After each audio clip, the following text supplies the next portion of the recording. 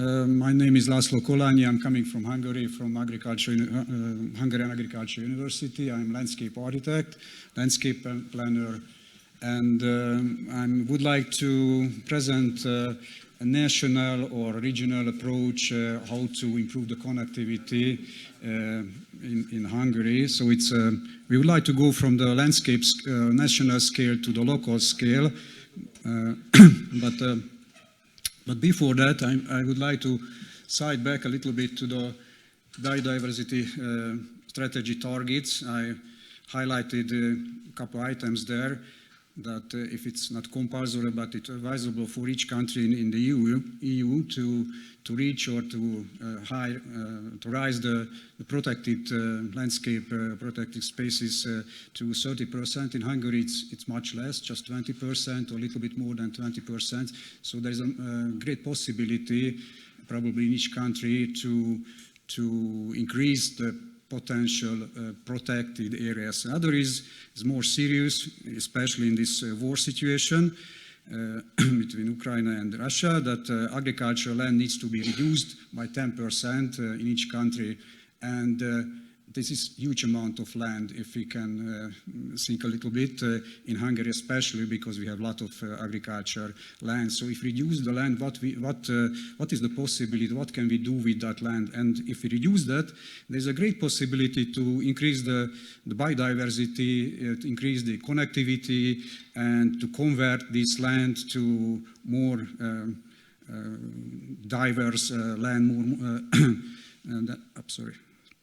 So just two examples here, that this is Hungary, and this is, on the right side is Transylvania. Probably you have seen yesterday such kind of land. But what is interesting here, in Hungary, the agricultural land is, together with pastures and plough land, is around 70%. So we have a lot of land, but sometimes the landscape is boring because we have a lot of agricultural land without any trees, without any verges, without any plants. So it's we have a little bit different task, I think, when we are talking about biodiversity enhancement and restoration and connectivity enhancement, because we need to restore first this land, not just enhance the quality of the biodiversity, but sometimes we need to convert it back, the agricultural land. And this is the great possibility, is 10% if we would like to go back, we need to convert it back. So the other is the fragmentation is in any other countries.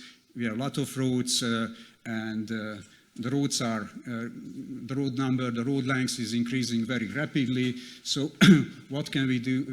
What can we do with so much roads, and how can we increase what is the possibility to increase, or where can we use lands to increase the connectivity? And probably in other countries is a little bit different, but we have a great tool for that, is National Spatial Plan. In Hungary, there is a hierarchical spatial planning system. Probably we inherited this from the socialist communist era, but we still have this. But in Netherlands has this very similar system, I think, or maybe similar, not very similar. But there is a national plan for the whole country. We have county plans and we have municipal plans. Each of them is coming information from the higher level plan, and this is the highest level plan, where all of the nature protected area, all of the nature conserved area, biodiversity area, Nature 2000 areas are marked or layout in this plan, and of course all of the infrastructure lines and the proposed lines also. So you can see a lot of mixture here, and if you just see the nature protected land or Nature 2000 areas, you can see here is 20%, a little bit more than it's protected. But if you compare with the new developments, new highway developments or railway developments, you can see some purple areas. These are very conflicted areas because the two is just intercrossing each other. So we need to do something there, and this all the time is a problem. Fortunately, or sometimes, not all the times, landscape artists, landscape planners are involved at the very beginning in Hungary to this process, not just at the end when environmental impact study has made for the new road, but sometimes at the layout or scenario selection, we have possibility more or less in case of companies, we have more or less possibilities to be involved in this planning process. But as you can see, there are a lot of problems with intersections.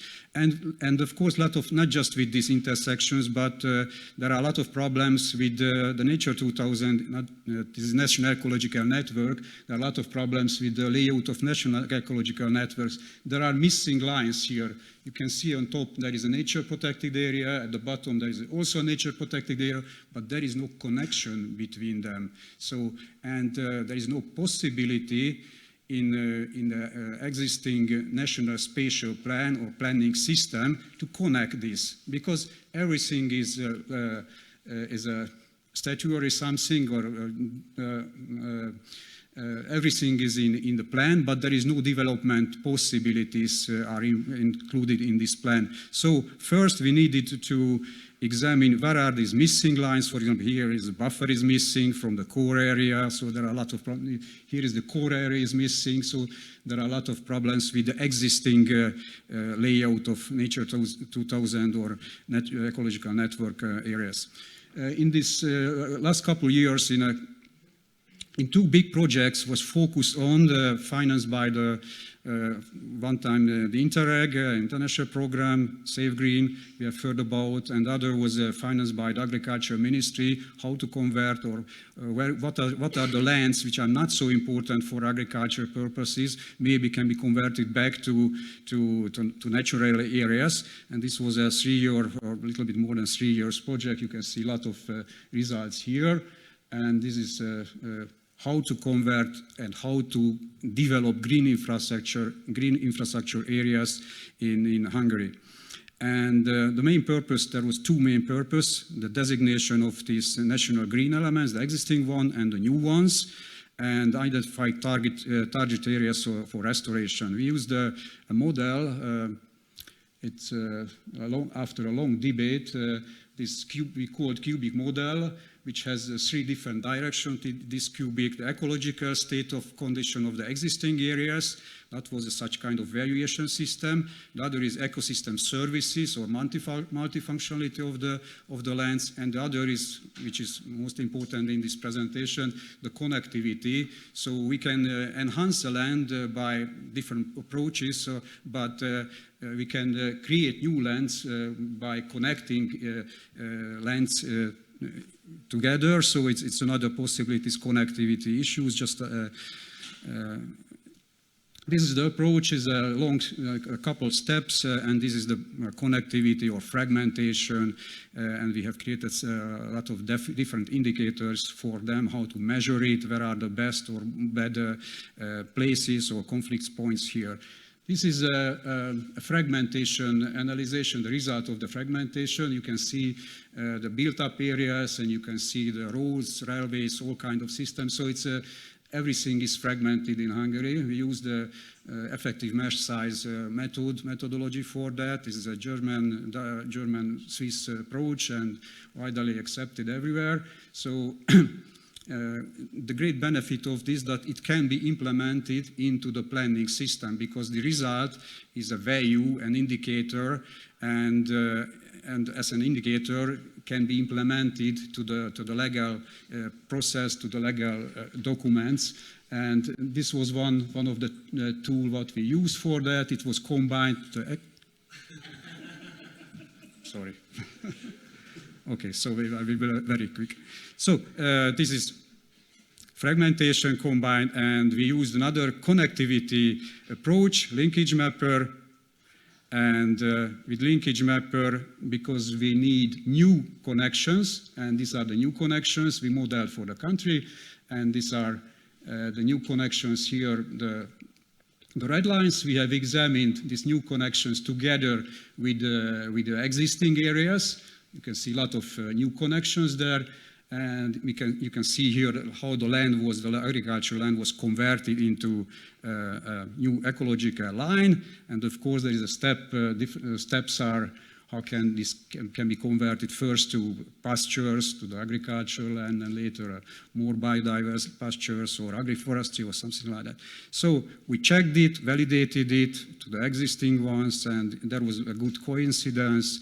And of course we have validated with the existing aqueducts or tunnels or bridges where was the existing one. We have seen some coincidence, but we have seen big differences here. For example, here you cannot see any vegetation next to the bridge, but yeah, that's a problem. And of course this is a good tool to compare with the new developments. These are new developments, a new highway, and that will be the critical points for that, where it's crossings, and we can see this very closely. Together we can communicate with the farmers, owners, stakeholders there, and of course we have made another type of analyzations. For example, this is a tree vegetation is missing, and the verges are missing in big agricultural lands, and so it's etc. So together we combined all of these maps, and we have created a nice data set which is available for each planners. It is open, free for everybody, and you can see what in our research or our analysis, what can be the place for what can be what places can be converted to from agricultural land to other type of higher diversity like pastures or forested lands or such kind of things. And for each municipal we have a plan for that, and thank you very much. Thank you, László.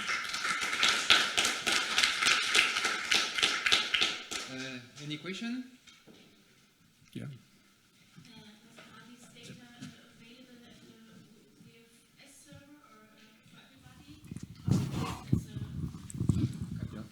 It was a research and financed by fortunately was financed by the Ministry of Agriculture. So it's already some part of the research result is implemented, for example, the new CAP strategy, the Common Agriculture Policy, because it's just under debate in Hungary. So some of the results was implemented there. But the data set is open for everybody. So planners, local planners, okay, municipal planners, transportation planners can use it as a background information. Okay, so there's a download possibility. For the ecological network, for the missing and the existing, or and for the missing and for the existing, yeah, because in every spatial plan there is a possibility to implement new connections in every 6 years, because it's revised every 6 years, this national spatial plan. And if we have a plan already that needs to be connected, that's a good solution, a good help for the planners. That of course. Yeah. Yeah. Thank you. Any other question? Okay. Yeah, Johan. Thank you for a great presentation. It's really interesting to see.